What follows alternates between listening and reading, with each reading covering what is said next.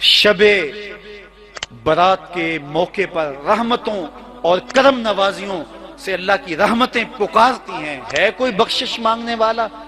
ہم ہاتھ پھیلا کے مالک کو عرض کریں گے مالک ہم جو آئے ہوئے ہیں بخشش مانگنے کے لیے. آواز آتی حال میں مسترزق، ہے کوئی رزق مانگنے والا؟ ہم جھولیاں پھیلا کے عرض کرنے والے ہیں مالک ہم اسی لیے یہاں آئے بیٹھے ہیں. اس کی رحمتیں آواز دیتی ہیں. ہے کوئی مصیبت میں پھنسا ہوا، میں اس کی مصیبت کو دور کروں؟ تو ہم سب جھولیاں پھیلا کے عرض کرنے والے ہیں مالک تیرے رسول کی ساری امت مصیبت میں پھنسی ہوئی ہے، پوری امت جو ہے وہ اذیتوں کے اندر مبتلا ہے. ہم تیری رحمت میں ملتجی بن کے، سوالی بن کے امت کا سوال لیے آج کی شب رحمت میں حاضر ہیں. آج تقدیریں لکھی جائیں گی، آج فیصلے ہوں گے. میرے مالک ہم تیری بارگاہ سے عرض کرتے اس امت کے لیے بہتری کا فیصلہ لکھ دے. ان کی خطائیں، ان کی غلطیاں اور ان کے گناہ جو ہیں اس کا تو نتیجہ یہی ہے کہ یہ اور ذلت اور پسماندگی کے اندر دھکیلے جائیں. لیکن مالک ہم تیرے بندے تیرے حضور اپنے گناہوں اور اپنے عیبوں کو لے کر کے کالے دل اور کالے منہ لے کر تیری چوکھٹ پہ حاضر ہیں اپنے گناہوں کی معافی مانگنے کے لیے. میرے مالک ہم سب کی خطائیں معاف کر دے، ہم سب سے درگزر فرما اور ہم سب کے باطن کو ستھرائیاں دے دے، ہمارے اندر کو پاکیزگیاں دے دے. بہت وقت میں نے اور آپ نے صاحب گزار لیا، تیزی کے ساتھ زندگی بیت رہی ہے. میں اگر اپنے آپ کو دیکھوں تو میری زندگی کتنی بہاریں کاٹ چکی ہے. اگر آپ اپنے آپ کو دیکھیں کوئی 60 سال کو 20 سال کو 25 سال کو 20 سال زندگی تیزی کے ساتھ گزر رہی ہے. بندہ جب سوچتا ہے کہ میں 40 سال کا ہو گیا ہوں تو آگے میری زندگی کے اگر 30 سال بھی ہیں تو 30 سال تو کافی ہیں، لیکن وہ پیچھے اگر پلٹ کے دیکھے تو 40 سال یوں گزر گئے جس طرح چٹکی بجائی جاتی ہے. جب چٹکی بجانے کے وقت میں 40 سال گزر گئے محسوس ہوتے ہیں تو جو باقی 30 سال اگر ہوئے بھی وہ تو گمان ہے میرا، وہ تو گمان ہے آپ کا. ہمیں تو ایک سانس کا بھی نہیں پتا. پوچھا گیا زندگی اور موت کے بارے میں کیا خیال ہے؟ کہا فجر پڑی ہے، پتہ نہیں ظہر پڑھ سکیں گے یا کہ نہیں. کہا اتنی لمبی امیدیں لگائے بیٹھے ہو. کہا ظہر پڑی ہے، پتہ نہیں عصر پڑھنے کا موقع نصیب ہوتا ہے کہ نہیں. کہا یہ بھی طول عمل ہے. ایک بولا عصر پڑی ہے، پتہ نہیں مغرب پڑھ سکیں گے یا کہ نہیں. کسی نے کہا ایک رکعت پڑی ہے، پتہ نہیں دوسری رکعت بھی پڑھنا نصیب ہوتی ہے یا نہیں. کہا یہ سب تمہارے منہوں کی باتیں ہیں. میں تو کہتا ہوں ایک طرف سلام پھیرا ہے، پتہ نہیں دوسری طرف سلام بھی پھیر سکیں گے یا کہ نہیں. کیا موت اتنی قریب نہیں ہے؟ ہم نے اپنی آنکھوں کے سامنے لوگوں کو جدا ہوتے یوں نہیں دیکھا ہے. ہم کہتے ہیں اس کی خبر سنا رہے ہو موت کی، یہ تو میں نے ابھی سبزی والی دکان پہ دیکھا تھا. لیکن جب موت آتی ہے تو ایک لمحے کا تقدم اور ایک لمحے کا تاخر نہیں ہوتا. تو صاحب آئیے اپنی زندگی کو اللہ اور اس کے رسول کی راہوں پہ ڈالے. آج وقت ہے، آج موقع ہے، آج توبہ کا دروازہ کھلا ہے. کل سب کچھ نہیں ہوگا. سورج مغرب سے طلوع ہونے والا ہے. غرغرائے موت کے بعد توبہ کا دروازہ فرد کے لیے بند ہو جاتا ہے اور سورج کے غروب آفتاب کے بعد دوبارہ طلوع ہونے کے بعد سے مستقل توبہ کا دروازہ بند ہوگا. لیکن آج نہ توبہ کا دروازہ بند ہوا ہے، نہ فرد کے لیے نہ بحیثیت اجتماعی. آج اس کی رحمتیں آواز دے رہی ہیں. ہم تو مائل بکرم ہیں، کوئی سائل ہی نہیں. راہ دکھلائیں کسے راہ روے منزل ہی نہیں. جلوہ طور تو موجود ہے، کوئی موسیٰ ہی نہیں. آج اس کی رحمتیں آواز دے رہی ہیں. آج وقت ہے، وقت پر کافی ہے ایک قطرہ بھی آب خوش ہنگام کا. جل گیا جب کھیت برسا می تو پھر کس کام کا. وہ ہمارے پنجابی میں کہتے ہیں جب زمین وتر میں ہو تو بیج ڈال دیں تو سبزہ اگاتا ہے. جب زمین وتر سے نکل گئی تو پھر بیج ڈالنے سے بھی کوئی فائدہ نہیں ہوتا. آج زندگی کی زمین وتر میں ہے. آج توبہ کا بیج ڈال دیں، تخم عمل ڈال لیں تو کل کٹائی کے موسم میں فصل کاٹ لیں گے. آج موقع ہے، کل نہیں ہوں گے. کل کے پچھتاوے سے بہتر ہے آج پچھتا لیا جائے. آج ساوی نے کھلے راوی نے انج ٹوک انوکھڑے ٹوکدے نہیں. ٹر پویں تے پینڈے مک جاندے کار، بیٹھے ہیں فاصلے مکنے نہیں. آج وقت ہے، آج فرصت ہے. وہ ایک فقیر تھا، بازار میں کھڑا رو رہا تھا. ایک آدمی نے گزرتے ہوئے روک کے کہا کیا ماجرا ہے، کسی نے مارا ہے، تنگ کیا ہے؟ اس نے کہا نہیں کوئی ایسی بات نہیں ہوئی، کوئی ماجرا ایسا نہیں ہوا. تو کیوں رو رہے ہو؟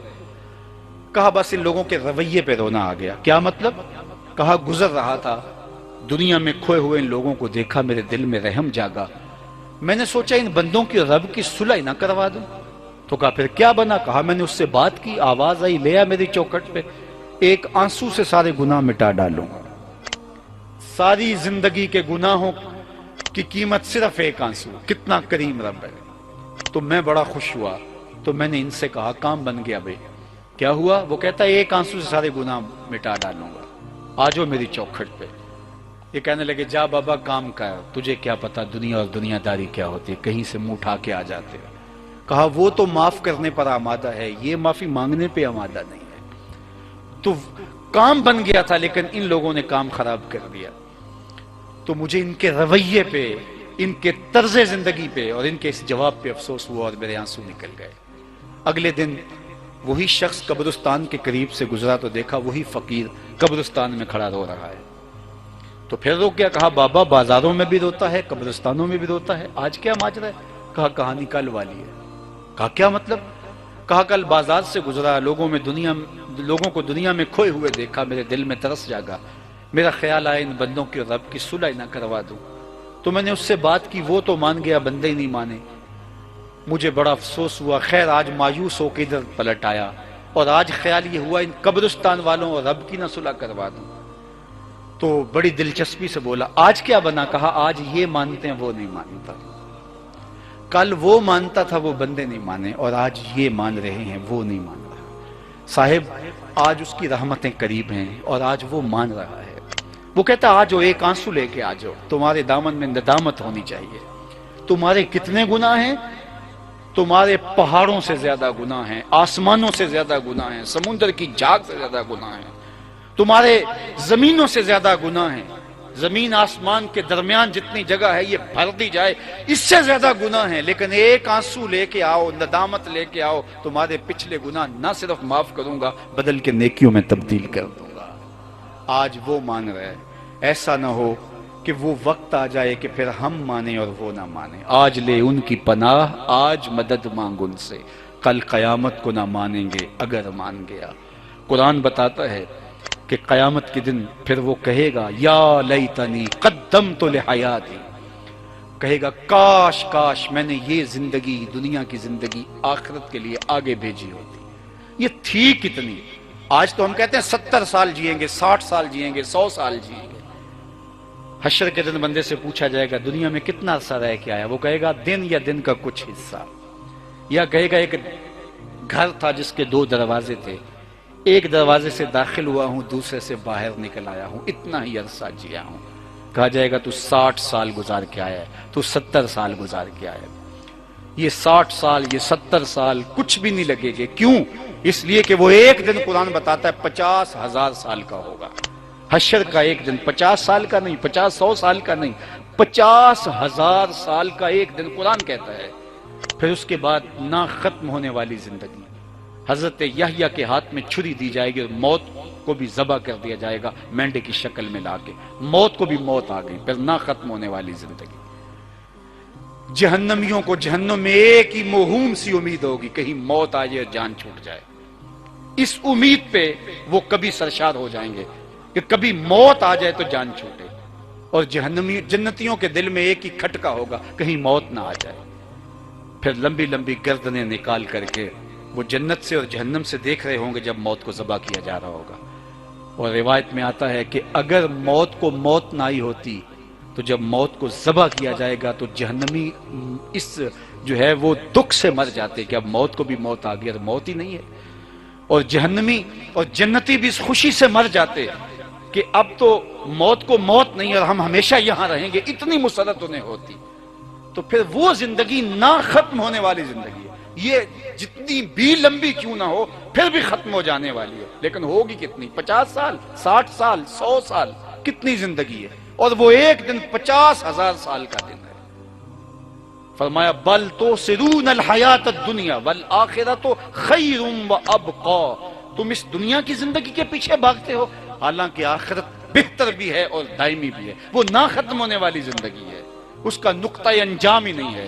اور یہ جتنی بھی لمبی زندگی ہو آخر ختم ہونے والی ہے.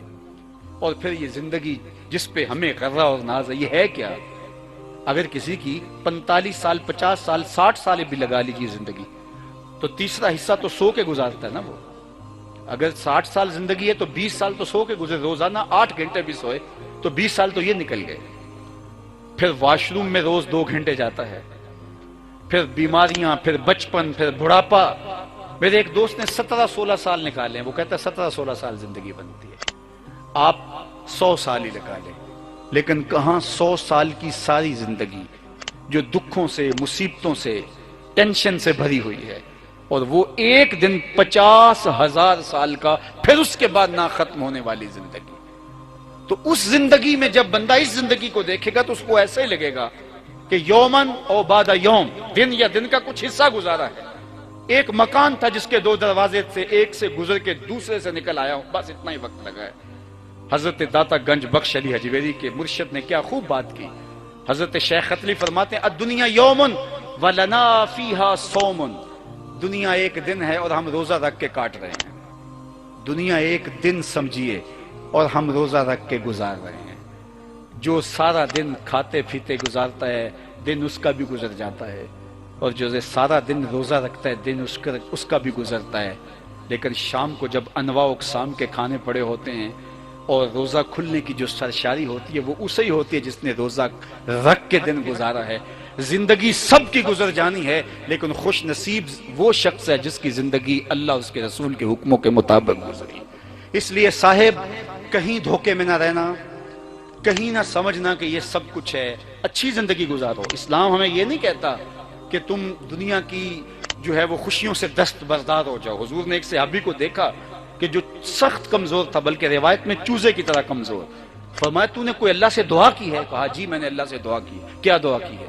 میں نے اللہ سے دعا کی تھی اللہ جو آخرت کے دکھ ہیں وہ دنیا پہ آ جائیں، تو مجھے بہت ساری مصیبتیں، آلام، تکلیفیں، بیماریاں آ رہی ہیں، شاید میری دعا قبول ہوگی۔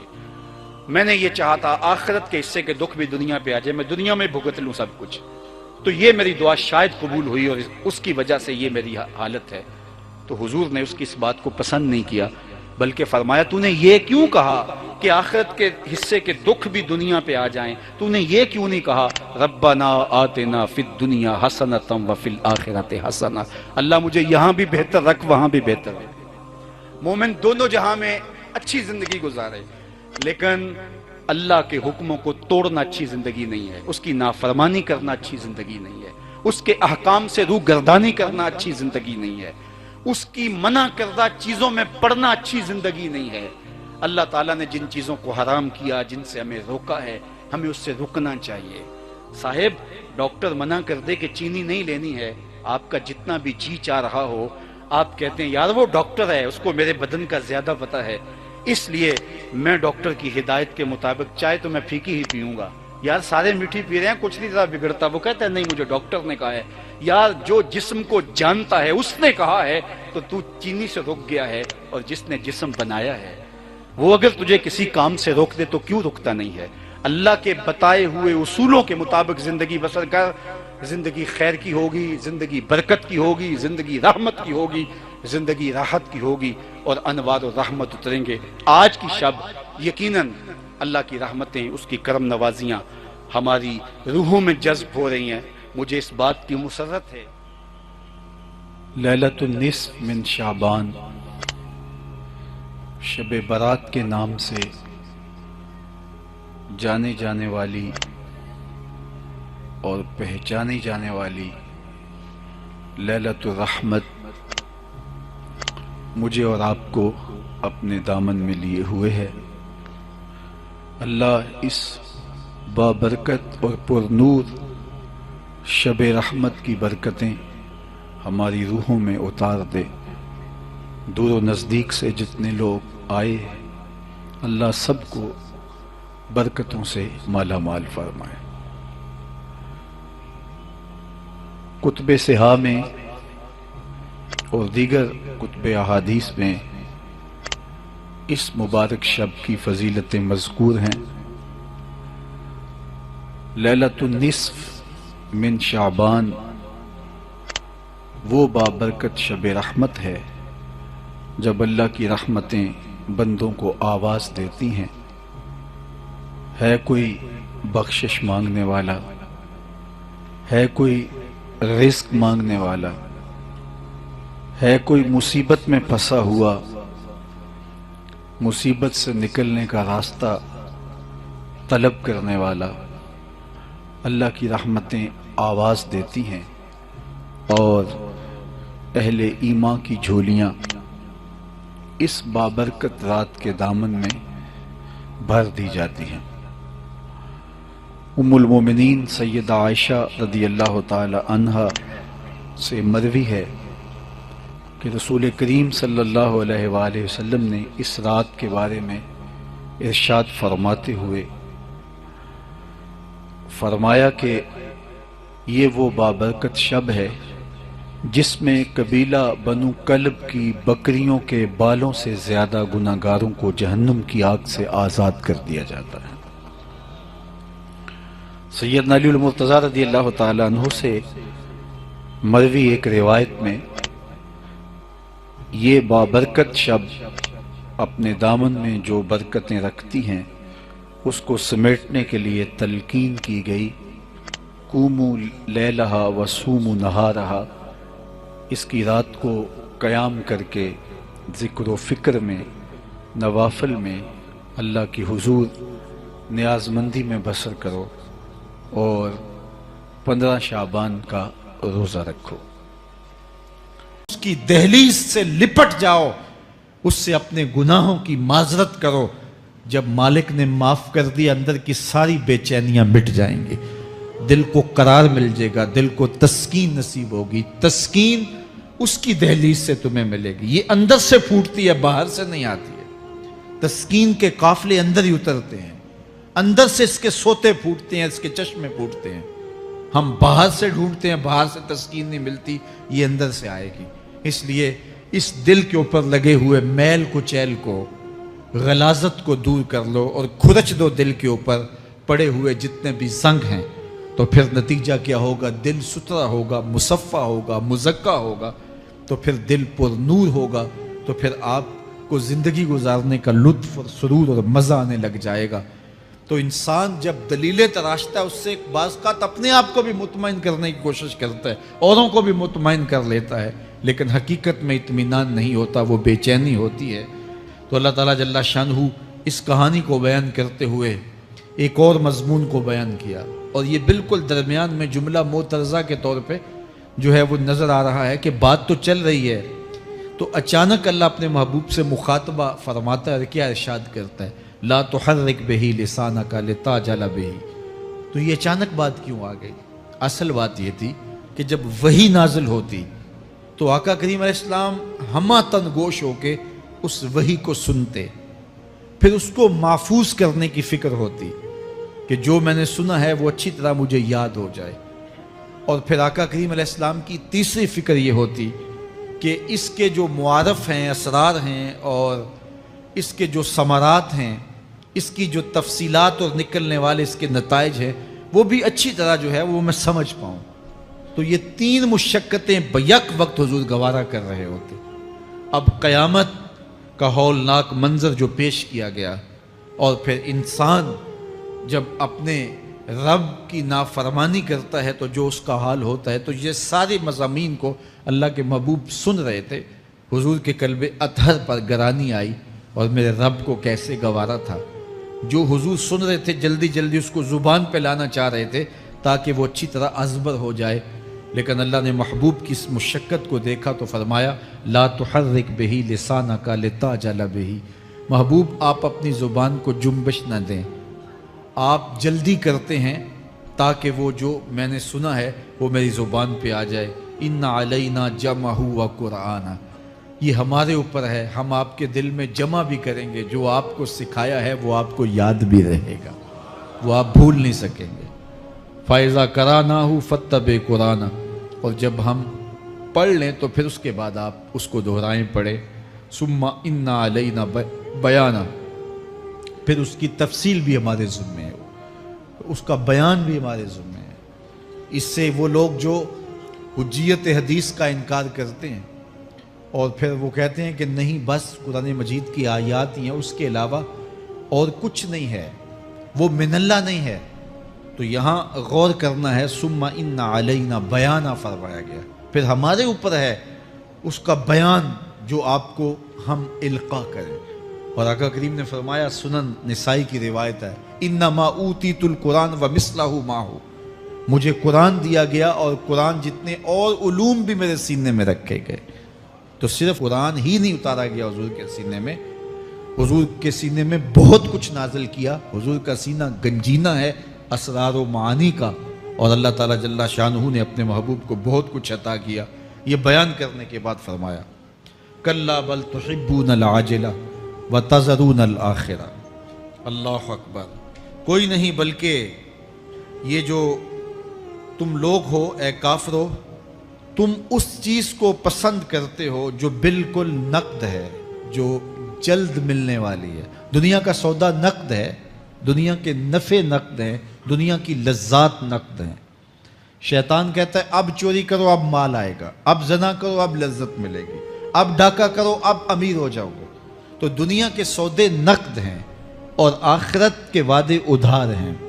تو ارشاد فرمایا بل تحبون العاجلہ، تم دنیا کی جو عاجل چیزیں ہیں، جو بالکل نقد سودے ہیں، تم ان کے پیچھے پڑتے ہو. وتذرون الآخرہ، اور آخرت کو چھوڑتے ہو. دوسرے مقام پہ ارشاد فرمایا سورہ الاعلیٰ میں بل تؤثرون الحیات الدنیا والآخرۃ خیر وابقی، تم دنیا کی جیتی زندگی کو ترجیح دیتے ہو، حالانکہ آخرت بہتر بھی ہے اور دائمی بھی. میں آپ کی توجہ چاہوں گا، آخرت بہتر بھی ہے اور دائمی بھی، لیکن تمہاری ترجیح یہ دنیا ہے جس کی آخرت کے مقابلے میں کوئی حیثیت ہی نہیں ہے. حضور نے ارشاد فرمایا اگر کسی کو جنت میں ایک کوڑا رکھنے کی جگہ مل جائے، ایک ڈنڈا رکھنے کی جگہ مل جائے، دنیا و ما فیہا کی دولتوں سے وہ زیادہ قیمتی ہے. 7 براعظموں پہ پھیلی ہوئی کائنات، سمندروں کی تہوں میں قیمتی موتی، پہاڑوں کے دامن میں قیمتی معدنیات، مالیاتی اداروں کے پاس سرمائے، لوگوں کے پاس دولت کے انبار، یہ سارے اکٹھے کر لیے جائیں اور ان کی قیمت لگائی جائے، اور جنت میں ایک ڈنڈا رکھنے کی جگہ، ایک عصا رکھنے کی جگہ، ایک کوڑا رکھنے کی جگہ، وہ جگہ پھر بھی زیادہ قیمتی ہے. پراپرٹی ویلیو ہوتی ہے نا. وہ کہتے ہیں کہ دور دراز دیہات سے 10 ایکڑ فروخت کریں تو یہاں ہمارے بائی پاس پہ اگر لیں تو 1 کنال جگہ آئے گی، 10 ایکڑ فروخت کر کے یہاں 1 کنال ملے گی. اور اگر آپ مزید اس کو فروخت کر کے مزید جو ہے وہ کسی مہنگے علاقے میں چلے جائیں تو ہو سکتا ہے 2 مرلے اس 10 ایکڑ کے مقابلے میں آئیں. تو اس طرح مختلف جگہوں کی پراپرٹی ویلیو ہوتی ہے. اللہ کے محبوب جنت کی پراپرٹی ویلیو بتا رہے ہیں. 7 براعظموں پہ پھیلی ہوئی کائنات کو ایک پلڑے میں رکھیں. پوری دنیا کے اندر جو سرمائے ہیں، جو ماضی میں سرمائے لوگوں نے خرچ کر لیے، جو حال میں موجود ہیں، جو آنے والے ادوار میں لوگوں کے پاس آئیں گے، قارون کا خزانہ اور سرمائے سارے اکٹھے کر کے ایک پلڑے میں رکھ دیں، جنت میں ایک عصا رکھنے کی جگہ پھر بھی زیادہ قیمتی ہے. تو پھر دنیا کی آخرت کے مقابلے میں قیمت کیا ہوئی؟ دنیا کی جنت کے مقابلے میں ویلیو کیا ہوئی؟ اور جنت میں سب سے کم جگہ کس کو ملے گی؟ جو سب سے آخر میں جائے گا. ظاہر ہے سب سے کم جگہ اسی کے پاس ہوگی جو سب سے آخر میں جہنم کے دھکے کھا کھا کے، رگڑے سہ سہ کے پھر آخر میں جنت میں جائے گا. سب سے تھوڑی جگہ اس کے پاس ہوگی. حدیث پاک میں آتا ہے، بخاری میں آتا ہے، حضور نے ارشاد فرمایا کہ جب جہنم سے آخری جہنمی نکالا جائے گا تو اللہ تعالیٰ اسے پوچھے گا بتا تیری کوئی آرزو؟ تو وہ کہے گا مالک یہ آرزو ہے، یہ آرزو ہے، مختلف آرزوؤں بتائے گا. اللہ فرمائے گا لکا ما تمنیتا، جو تو نے آرزو کی جا جا تجھے میں نے عطا کر دی، اب جنت میں چلا جا.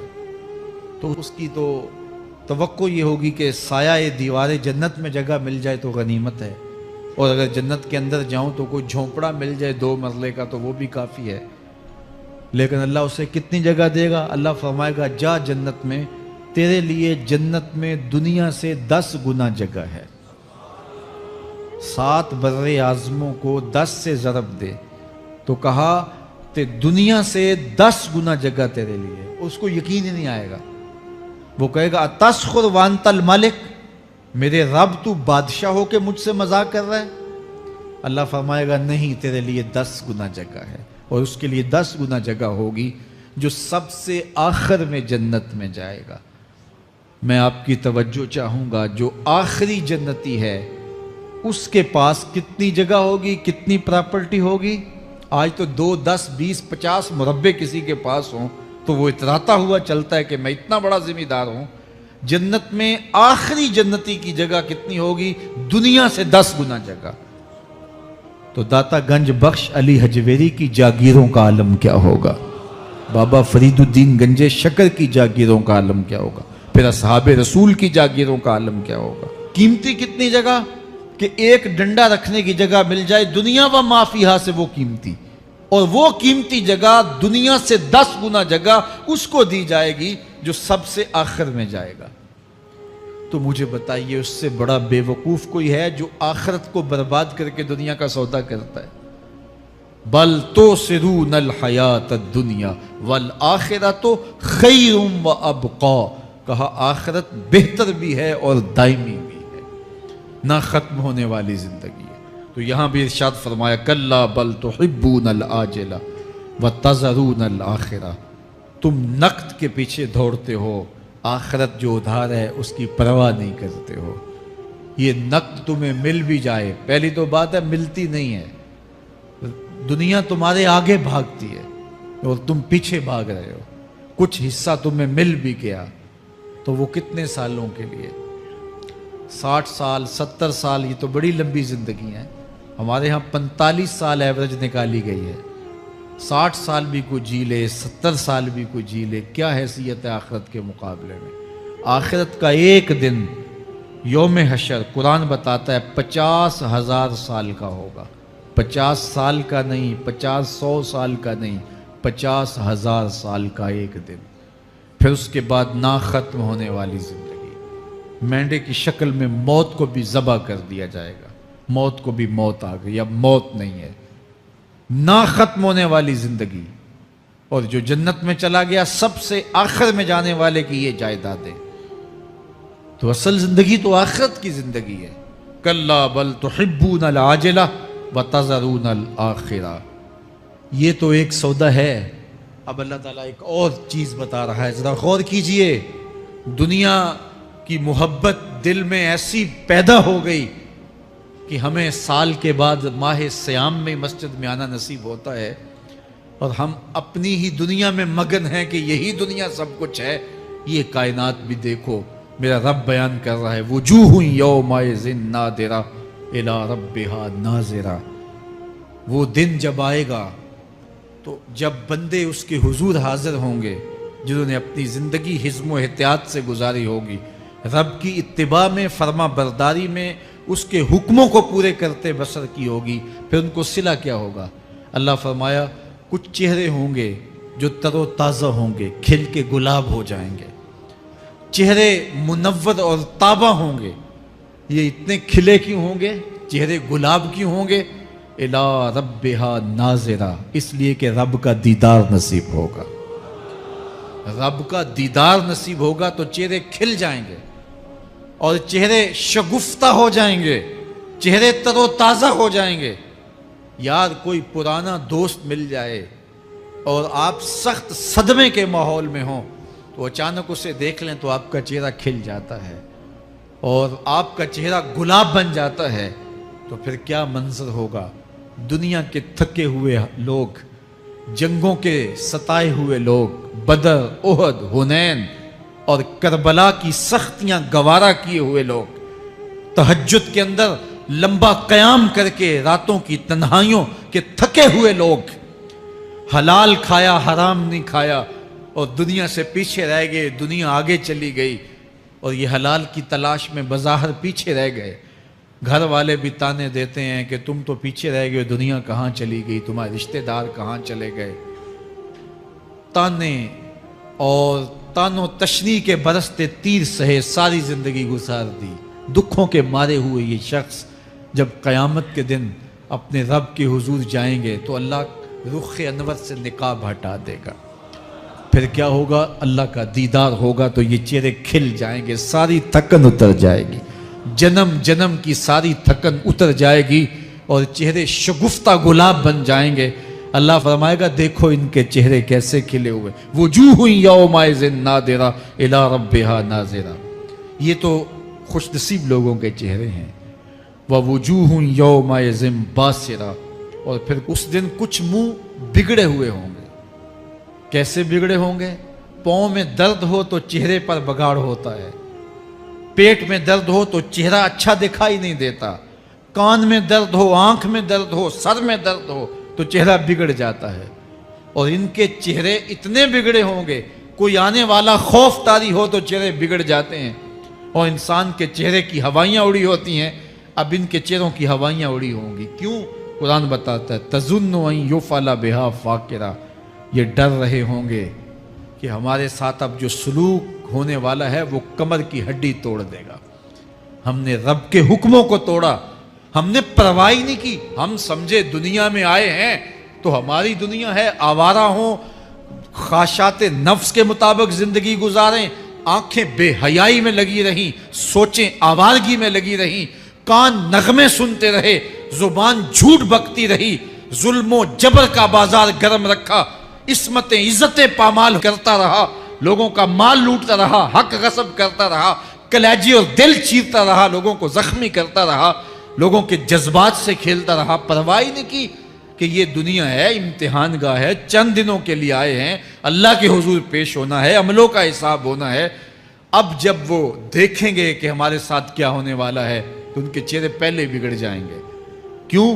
وہ گمان کریں گے کہ ان کی ریڑھ کی ہڈی توڑ دی جائے گی. ایسے عذاب آئیں گے جس طرح کسی کی ریڑھ کی ہڈی ٹوٹ جائے تو اس کا چہرہ شگفتہ گلاب تو نہیں ہوتا، اس کا چہرہ جو ہے وہ تو کس قدر مرجھایا ہوا ہوتا ہے. تو اللہ ارشاد فرماتا ہے اس طرح ان کے چہرے ہوں گے.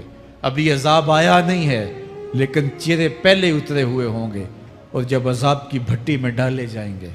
اللہ اکبر. اور وہ سخت عذاب، حضور نے جبریل امین سے پوچھا مجھے جہنم کے عذابوں کا ذکر سناؤ. عرض کی حضور سب سے ہلکے عذاب کی کہانی سناتا ہوں، اور وہ یہ کہ جہنمی کے پاؤں میں آگ کا جوتا رکھا جائے گا، باقی پورا بدن اس کا سلامت ہوگا. یہ سب سے ہلکے عذاب کی کیفیت ہے. اب پاؤں میں آگ کا جوتا ہوگا، حدت، گرمی، شدت اتنی ہوگی کہ دماغ پگھل کے ناک اور کانوں کے راستے سے باہر آ جائے گا. پاؤں میں رکھے ہوئے جوتے کی گرمی دماغ کو ایسے چڑھے گی کہ وہ پگھل جائے گا اور ناک اور کانوں کے راستے سے باہر آ جائے گا. تو اللہ کے عذاب کے خوف سے چہرے بگڑ جائیں گے، حالت سلامت نہیں رہے گی. یہ بات ذہن میں رکھیں کہ اللہ جس کو جہنم میں ڈالے گا اس کو اس صورت میں نہیں ڈالے گا. یہ محمدی صورت ہے، یہ شکل اس کی چھین لی جائے گی اور اس کی شکل بڑی کر دی جائے گی. اس کا ایک ایک دانت احد پہاڑ جتنا ہوگا. احد پہاڑ کا پھیلاؤ 15 کلومیٹر پہ ہے. 15 کلومیٹر کا ایک دانت اور 32 دانت کتنے ہوں گے تو منہ کتنا بڑا ہوگا. اس کو اتنا بڑا اس لیے کیا جائے گا تاکہ وہ عذاب کی تکلیف زیادہ سہے. 70 گز موٹی کھال ہوگی اور کھال جل جائے گی تو اللہ قرآن میں فرماتا ہے ہم نئی کھال دے دیں گے تاکہ عذاب کی تکلیف اس کو گوارا کرنی پڑے. پھر چیخے گا، چلائے گا، ہائے مجھے پانی دو، پانی دو، پیاس کی شدت ہے. 70 سال تک تو اس کی کوئی آواز ہی نہیں سنے گا. 70 سال کے بعد داروغہ جہنم چیخ کر کہے گا کیا مانگتا ہے؟ وہ بولے گا مجھے پانی چاہیے. کہا جائے گا تو بے بھی ملتا ہے پانی. پھر داروغہ جہنم اسے پانی دے گا. کوکا کولا کی بوتل دے گا یا پیپسی تھما دے گا یا منرل واٹر کی بوتل دے گا؟ نہیں، قرآن بتاتا ہے اسے مائے حمیم دیا جائے گا، کھولتا ہوا پانی. اور وہ اتنا گرم ہوگا جب پینے کے لیے چہرے کے قریب کرے گا اس سے اٹھتی ہوئی بھاپ کی وجہ سے چہرے کی کھال ادڑ کے اس کے اندر گر پڑے گی، لیکن اس کے باوجود اس کو پینا پڑے گا. اللہ فرماتا ہے یہ دنیا ہی سب کچھ نہیں ہے. سمجھ لیا یہی سب کچھ ہے، آخرت کو بھول گئے. صبح اٹھے کام پہ چلے گئے، شام آئے آوارگی میں چلے گئے. صدائیں آتی رہیں حی علی الصلاح حی علی الفلاح، کوئی پرواہ نہیں کی. نہ پیشانیوں نے سجدے کیے، نہ سوچوں میں پاکیزگی آئی. زندگی یوں گزار کے چلے گئے. ایسے نہیں کہا ایک وہ ہوں گے جن کے چہرے شگفتہ گلاب ہوں گے، ایک وہ ہوں گے جن کے چہرے بگڑے ہوئے ہوں گے. اللہ اکبر، کلا اذا بلغت التراکی. یہ تو قیامت کا منظر ہے نا، قیامت سے قبل بھی ایک منظر ہے، اللہ اس منظر کو بھی بیان کر رہا ہے. کلا اذا بلغت التراکی، ہاں ہاں جب جان گلے کو پہنچ جائے گی. اے انسان تیرے اوپر وہ گھڑی بھی آنے والی ہے، وہ وقت بھی آنے والا ہے جب سانس اس ہنسلی میں اٹک جائے گا، جب سینے سے بھی سانس اوپر چلی گئی. اب ڈاکٹر بھی لا علاج قرار دے رہے ہیں کہ اب علاج نہیں رہا ہے، جان بس اب نکلنا چاہ رہی ہے. اور کہا جائے گا کوئی جھاڑ پھونک والا بلاؤ. اب ڈاکٹروں نے تو جواب دے دیا، اب سانس اٹک گئی گلے میں، چند لمحوں کی مہمان ہے. اب ڈاکٹروں نے کہا اب ہماری جانب سے لا علاج ہو گیا، اب لے جاؤ اس کو گھر یا وینٹیلیٹر پہ ڈال دیتے ہیں اس کو، بس اب ہماری جانب سے کوئی اس کا علاج نہیں ہے. اب گھر والے روتے ہیں، کہتے ہیں کوئی جھاڑ پھونک والا لاؤ، کوئی دم والا لاؤ، شاید وہ کوئی دم کرے تو اس کی جان میں جان آ جائے. ڈاکٹروں نے تو لا علاج قرار دے دیا. وَظَنَّ عَنَّهُ الْفِرَاقُ. اللہ فرماتا ہے یہ تو جھاڑ پھونک والے کو ڈھونڈ رہے ہیں، لیکن جس کی سانس یہاں اٹکی ہے وہ سمجھ گیا ہے اب موت آ گئی ہے، اس کو یقین ہو گیا ہے کہ اب موت کے لمحے آ گئے ہیں، اب میں بچ نہیں پاؤں گا. اب آنکھیں تاڑے لگی ہوئی ہیں. وَالْتَفَّتِ السَّاقُ بِالسَّاقِ. پنڈلی پہ پنڈلی چڑھ رہی ہے. جب موت آ جاتی ہے تو پھر پنڈلی سے پنڈلی لپٹ جاتی ہے، اس کو پھر جدا کرتے ہیں اور جدا کر کے دونوں انگوٹھے باندھ دیتے ہیں تاکہ پنڈلی کے اوپر پنڈلی نہ چڑھے. اللہ وہ منظر بیان کرتا ہے، صاحب یہ وقت آنے والا ہے جب دونوں انگوٹھے باندھ دیے جائیں گے، جب ناک میں روئی ٹھونس دی جائے گی، جب چٹے لباس میں کفن دیا جائے گا، جب غسال کے سامنے بے بس پڑے ہوں گے، وہ چاہے یہ بازو اٹھائے چاہے یہ بازو اٹھائے، گرم پانی ڈالے یا سرد پانی ڈالے، جب بس پڑے ہوئے ہوں گے جو ہے وہ غسل دینے والوں کے، اور ناک میں روئی ہوگی اور دونوں انگوٹھے آپس میں بندھے ہوں گے. یہ محل، یہ ماڑی، یہ کوٹھیاں، یہ بنگلے جس کو سویر شام لگ کے حلال حرام کی تمیز کیے بغیر بنایا تھا، غوث اعظم رضی اللہ تعالیٰ عنہ بولے مکان بنا رہا ہے، بسیں گے اور حساب تو جا کے دے گا. اور یہ تو ایک رات بھی تجھے اس گھر کے اندر نہیں رکھیں گے کہ چلو ایک رات مہمان رکھ لیں. کہتے ہیں نہیں نہیں، مہمانوں نے بھی جانا ہے تو جلدی کرو، اس کو سپرد کراؤ. وہ تو تیرا لباس بھی پھاڑ کے اتاریں گے، خود غسل دینے کے لیے تیار بھی نہیں ہے. تجھ سے خوف آنے لگا ہے، جاندی واری ڈرونا بنیوں تے ہاتھ نہ لاندے ڈر دے، جنہ لئی تو پاپ کمائے اج کتھے نہیں تیرے کر دے. آج تو وہ تیرے ساتھ تجھے غسل دینے کے لیے آمادہ نہیں ہے. وَالْتَفَّتِ السَّاقُ بِالسَّاقِ. جب پنڈلی پہ پنڈلی چڑھنے لگ جائے گی، إِلَىٰ رَبِّكَ يَوْمَئِذٍ الْمَسَاقُ. اس دن تیرے رب کی طرف ہی لوٹ کے جانا ہے. فَلَا صَدَّقَ وَلَا صَلَّىٰ. اس نے نہ تو سچ مانا اور نہ نماز پڑھی. وَلَٰكِنْ كَذَّبَ وَتَوَلَّىٰ. ہاں جھٹلایا اور منہ پھیر کے چل پڑا. ثُمَّ ذَهَبَ إِلَىٰ أَهْلِهِ يَتَمَطَّىٰ. پھر اپنے گھر کو اکڑتا ہوا چلا. اولا لَكَ فَأَوْلَىٰ ثُمَّ أَوْلَىٰ لَكَ فَأَوْلَىٰ. تیری خرابی آ پہنچی، ہاں تیری خرابی آ پہنچی. اَيَحْسَبُ الْإِنسَانُ أَن يُتْرَكَ سُدًى. انسان دنیا میں یہ گمان کرتا ہے اس کو سدا چھوڑ دیا جائے گا. سدا عربی میں ایسے اونٹ کو کہتے ہیں جس کی مہار کسی کے ہاتھ میں نہ ہو. شترے بے مہار، جہاں مرضی جس گھاٹ سے چاہے پانی پیے، جہاں سے مرضی چارہ لے، تو شترے بے مہار کو کہتے ہیں سدا.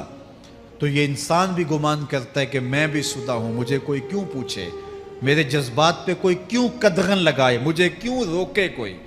بالخصوص جوانی کے ایام کے اندر جوان کو بڑا ہوتا ہے کہ کوئی مجھے کیوں. وہ تو ماں باپ کے کہنے میں بھی نہیں آنا چاہتا، وہ کہتا ہے کیوں مجھے روکتے ہیں، میری جوانی ہے، میرے جذبات ہیں، مجھے آزادی سے جینے دو، کیوں میرے راستے میں رکاوٹ بنتے ہو، میں سدا ہوں.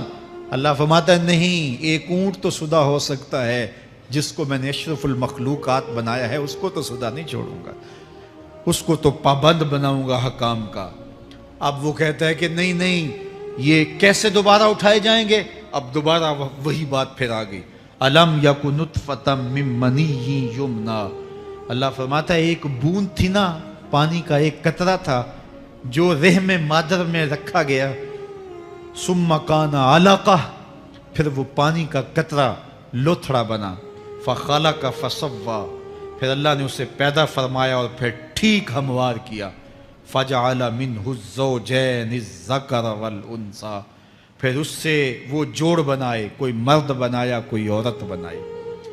کہا اب غور کر، اب تیری آنکھیں دیکھتی ہیں، بجلیاں چمکتی ہیں، تیری زبان کا طوطی بولتا ہے، لوگ اشش کرتے ہیں تیری گفتگو پہ، تیری گفتار پہ صدقے جاتے ہیں، تیرے لہجے کے جمال کو دیکھتے ہیں، تیرے سینے کا زور، تیرے پنجوں کی طاقت، تیری دماغ کی تیزیاں اور تیری سوچوں کے اجالے، تیری زوردار ٹانگیں، تیرے کڑیل بازو اور تیری چوڑی چھاتی اور تیرے گلاب کی پتیوں جیسے ہونٹ، اے انسان یہ سب کچھ کہاں تراشا گیا؟ ماں کے رحم میں، اس تاریکی میں جو 3 پردوں میں تھی، تیرا سر تیرے گھٹنوں میں تھا، اور تیرے رب نے وہاں تیرے اندر نسوانیت یا رجولیت کی صلاحیتیں پیدا کی، تیری آنکھوں میں چمک پیدا کی، تیرے کانوں میں نغمے بکھیرے، تیری زبان کے پٹھوں پہ قوت ذائقہ رکھی،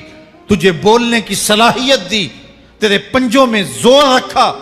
آج تو مفتی شہر ہے، آج تو علامۃ الدہر ہے، آج تو قاضی القضات ہے، آج تو منسٹر ہے، آج تو وزیر اعظم ہے، آج تو پہلوان ہے، آج تو شہزادہ ہے، آج تو بادشاہ ہے، آج تو زوراور ہے، آج تیری طاقت کے کیا کہنے، آج شیروں کو تو نچا لیتا ہے، ہاتھیوں کو تو بٹھا لیتا ہے، آج تو بڑا زوراور گھڑ سوار ہے، آج تیری طاقت کے کیا کہنے، تو کشتی کرتا ہے، زمانہ دیکھنے آتا ہے، آج تیری طاقت کے شوہرے ہیں، تیری عظمت کے تنتنے ہیں، لیکن انسان تو ایک ناپاک قطرہ تھا اور رحم مادر میں تھا، تیرے اندر یہ رنگ کس نے بھرے، تیرے کانوں میں نغمے کس نے رکھے، تجھے دماغ کی قوتیں کس نے دی، زبان کو بولنا کس نے سکھایا، آنکھوں میں توانائیاں کس نے رکھیں، تیری زبان کا طوطی بولتا ہے، یہ سلیقے کس نے دیے؟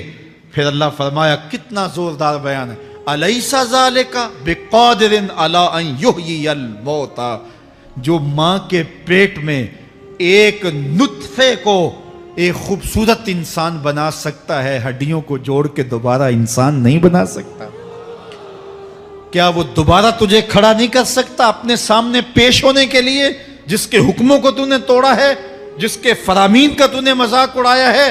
کیا وہ اتنا ہی بے بس ہے کہ اپنے حضور تجھے جو ہے وہ کھڑا ہی نہیں کر سکتا ہے؟ جس رب نے تجھے ماں کے شکم میں شکل دی، حضرت شیخ فرید الدین عطار بولتے ہیں، سانے کستی سلاتی می شود، ایسا کاریگر ہے مٹی سے بادشاہ بنا ڈالتا ہے۔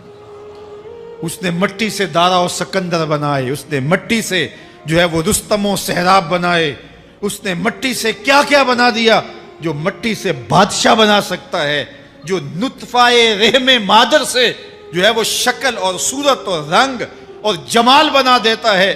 تیری صورت نکھرتی ہے، تیرے ہونٹ گلابی ہیں اور تیری نرگسی آنکھیں ہیں، تیرے ریشمی بال ہیں اور تیری خوبصورت رنگت ہے، تو چال چلتا ہے تو لگتا ہے قیامت چل رہی ہے، تیرا قد رانا جو ہے وہ صنوبر کو شرماتا ہے، تیری گفتار کے تنتنے ہیں۔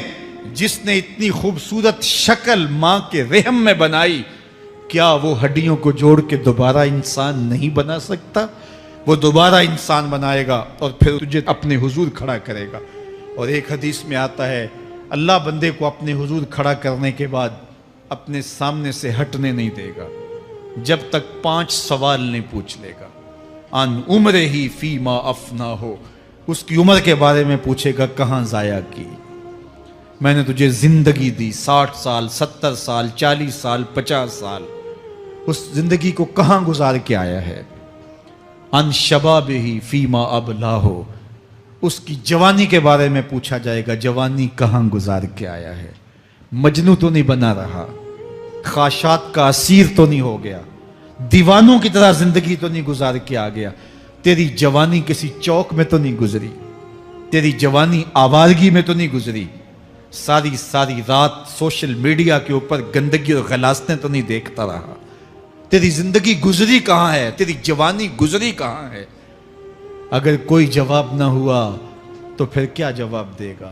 اور وہ کتنا خوش نصیب ہوگا جو کہے گا مالک میری جوانی سجدوں میں گزری، میری جوانی قیام میں گزری، میری جوانی رکوع میں گزری۔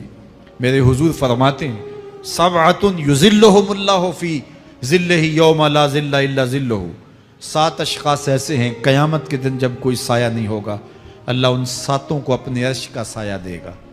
ان میں سے دوسرا شخص میرے حضور نے بیان فرمایا وشاب نشأ فی عبادت اللہ، وہ جوان جس کی جوانی اللہ کی عبادت میں گزری۔ جوانوں اپنی زندگی کو مالک کی دہلیز پہ لے آؤ۔ جوانی وہی ہے جو مالک کی چوکھٹ پہ گزرے۔ اپنے دل کا تعلق جوڑو، عشق کرنا ہے تو پھر آمنہ کے لال سے کرو، محبت کا رشتہ ان سے جوڑو، تعلق کا ربط ان سے قائم کرو، جوانی کو دین کی راہ پہ ڈالو۔ اللہ اکبر۔ سنو میرے حضور کا فرمان، انا حبیب اللہ، میں اللہ کا حبیب ہوں۔ پھر فرمایا الشاب التائب حبیب اللہ، جو جوان جوانی میں توبہ کرے وہ بھی اللہ کا حبیب ہے۔ آؤ اللہ کے حبیب بن جاؤ، اللہ کے حبیب بن جاؤ، اللہ کے حبیب بن جاؤ، اللہ کے محبوب بن جاؤ۔ لیلۃ القدر کی گھڑیاں ہیں، رات کا پچھلا پہر ہے۔ اللہ کے حضور یہ عہد کر کے اٹھو مالک جو زندگی گزر گئی، آئندہ جوانی کا ایک ایک لمحہ تیرے لیے گزرے گا۔ جیوں گا تو تیرے لیے، مروں گا تو تیرے لیے۔ میری ایک ایک سانس تیرے نام وقف ہوئی، میری زندگی کی ایک ایک ساتھ تیرے نام وقف ہوئی۔ میں اپنا سب کچھ تیرے لیے پیش کرتا ہوں۔ میری زندگی کا مالک بھی تو ہے، میری موت و حیات کا خالق اور مالک بھی تو ہے۔ یہ زندگی تو نے دی، تیری امانت ہے، تیرے حضور ہی پیش کرتا ہوں۔ اور لیلۃ القدر کی گھڑیوں میں اس عزم کے ساتھ گھروں کو لوٹو کہ اللہ میری زندگی کا ایک ایک لمحہ تیرے نام ہوا، آنے والے موسم تیرے نام ہوئے، میری جوانی تیرے نام ہوئی، میرے آنسو تیرے نام ہوئے، میری پیشانی تیرے نام ہوئی، میرے دل کی دھڑکن تیرے نام ہوئی، میری صلاحیتیں تیرے نام ہوئی۔ میری زبان بولے گی تو تیری تسبیح بولے گی، تیرے ذکر کے ترانے پڑے گی، میرے کان سنیں گے تو قرآن کے نغمے سنیں گے، میری آنکھیں دیکھیں گی تو مالک تیری قدرت کی نشانیاں دیکھیں گی، تیرے رسول کا روضہ دیکھیں گی، تیرا کعبہ دیکھیں گی۔ مالک میری زبان سچائی کے نور سے مالا مال ہوگی اور میں ساری زندگی تیرے نام کرتا ہوں۔ اور جب آپ اپنی ساری زندگی اللہ کے نام کر دیں گے تو پھر وہ پوری کائنات تمہارے نام کر دے گا۔ کی محمد سے وفا تو نے تو ہم تیرے ہیں، یہ جہاں چیز ہے کیا لوح و قلم تیرے ہیں۔